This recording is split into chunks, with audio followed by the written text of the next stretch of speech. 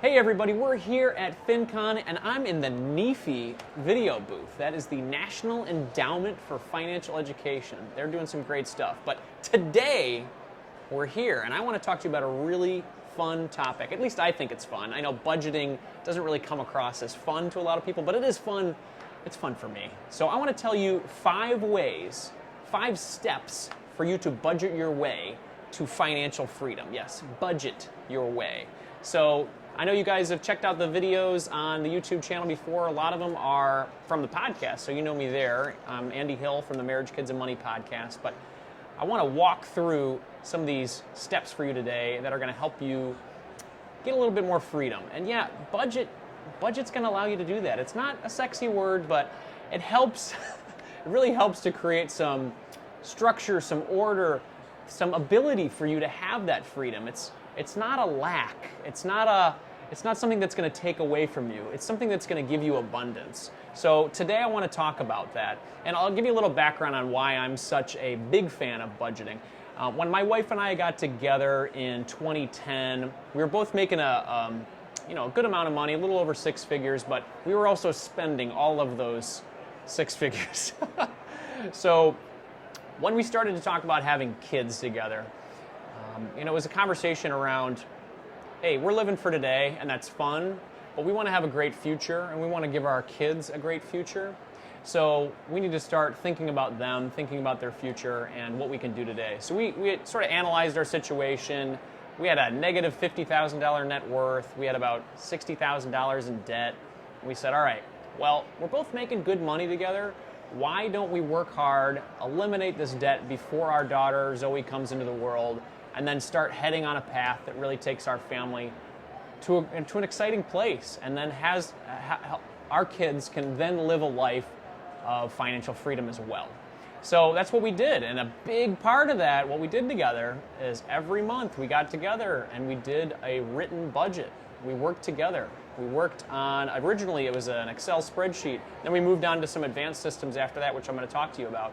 But as we worked together, we partied. We got together every month for our budget party. I called it a party to convince my wife to actually come and hang out with me, because budgeting, again, she didn't find it to be a very sexy word. But I put party at the end of it to kind of draw her in, and it worked. She showed up every month, and she's still showing up 8 years later. But anyway, we worked together over the next 12 months, and we eliminated all of our debt together. We ended up living on essentially half of our income, paid off the debt, my student loans, her car loan, my home equity line of credit. We partnered together, collaborated, and we became debt-free within 12 months. So we got rid of all of that debt. 12 months later, we were in a good spot. And then we continued that process again for the next 8 years later. We're 8 years married now, and we've been able to pay off our mortgage. We've been able to grow our net worth by $800,000 by doing these get-togethers, by doing these budget parties and making plans, working together, and it's working. So I just wanted to share that quick story with you to let you know that this stuff works. Now I'm going to give you those 5 steps. So number 1, find your way through your why. So budgeting, as I've talked about, has a connotation a little bit of not being fun. So you need to give yourself a purpose. You need to give yourself an objective of why you're doing it. So for us, our why was, hey, let's become debt-free before our kids come into the world. That way they don't have parents that fight about money. They don't have parents that are worried about where the next dollar is going to come from because they got to pay off the man, they got to pay off the student loans, they got to pay off the car. We wanted to have that life. And another why that jumped into our situation was, hey, if we control our money and we get rid of our debt and then make a plan to pay off our mortgage, my wife can then stay at home with the kids as they are growing up. That became our big why. So what's your why? What's your reason for getting out of debt? What's your reason for living on a budget? Is it to leave a dead-end job that you don't like? Is it to pursue a passion project that you're really interested in? Find your why, pursue that, and it'll be your reason for wanting to stay and living on a budget. So number 2 is to level set with your partner. This is the hard part, right? If you're married, a lot of conversations about money are difficult. Sometimes you're not on the same page, and that's okay. Like, I have a spender for a wife and I'm a saver, but we work together to figure it out. She helps me to have more fun today. I help her so we can have more fun in the future, right? So you got to figure out a way where you guys can work together and find that level set. So maybe you get all excited because you're watching this video, you're into personal finance, but your spouse is a little harder to pull along. A great way to engage them and to make it more fun is to talk about their dreams, talk about what excites them, and then talk about how that intersection of their dreams could fit in with your financial plans. And that's where you can level set.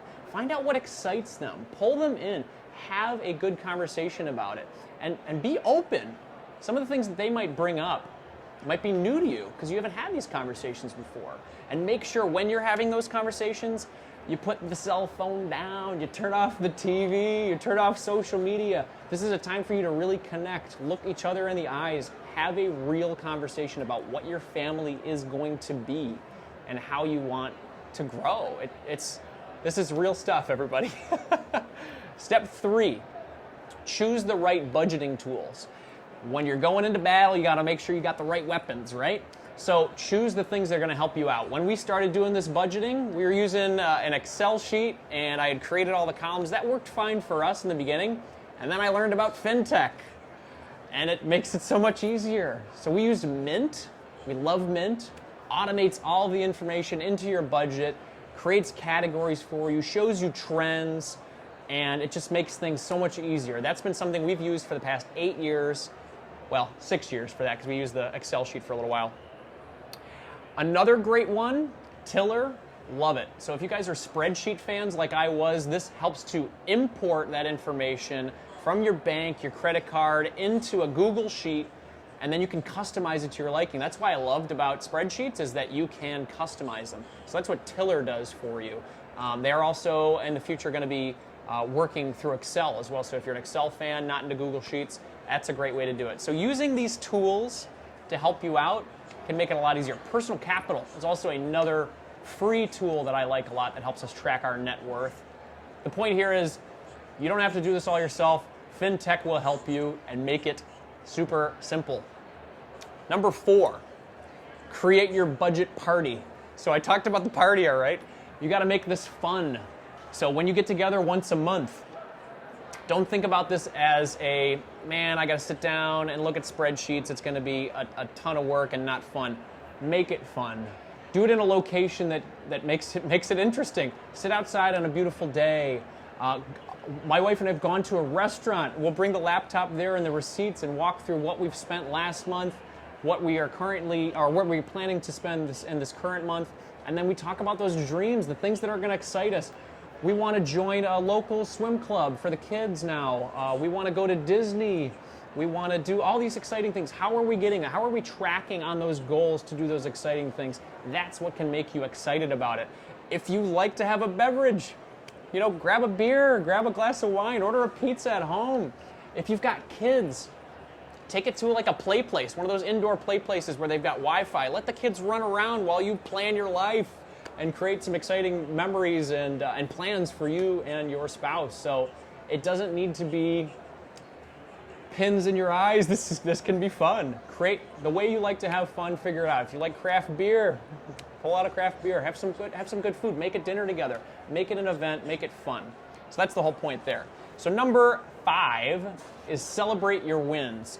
You're going to do some incredible things during this process. And if you're starting from the beginning with not a lot of savings, let's say you got $0 in your savings account.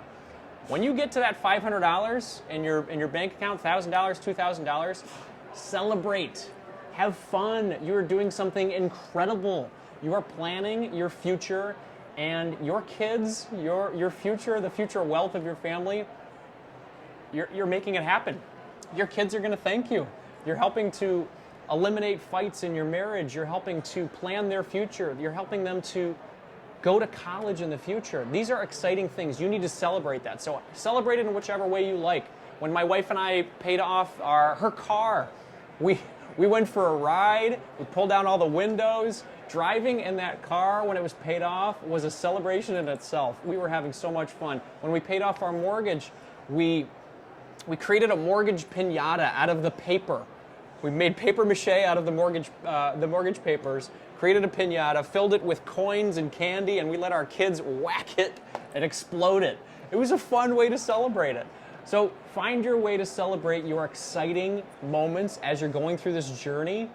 And yeah, just really compliment yourself. Pat yourself on the back, because that is going to help you to continue on the journey to financial freedom. So those are my 5 steps. Number 1, find your way through your why. Number 2, level set with your partner. Number 3, find the right budgeting tools. Number 4, create a budget party, make it fun. And then number 5, celebrate your wins. So fair warning here though, this is gonna be addicting. Once you do one of these things, once you build up your emergency, once you pay off one of those debts, it's gonna get addicting, and then you're gonna fall in love with it. You're gonna fall in love with this building wealth stuff, because you're creating something for your family that not a lot of people do. Not a lot of people in our country have enough to pay for an emergency. You know, build yourself up so you are protecting yourself, protecting your family. Do these steps. Make yourself proud of where you're going as a family. This stuff can be addicting, and it all starts with a budget. I appreciate you guys joining on for this video, and if you guys have any questions for me whatsoever, put them in the comments below, and I appreciate it. Thank you.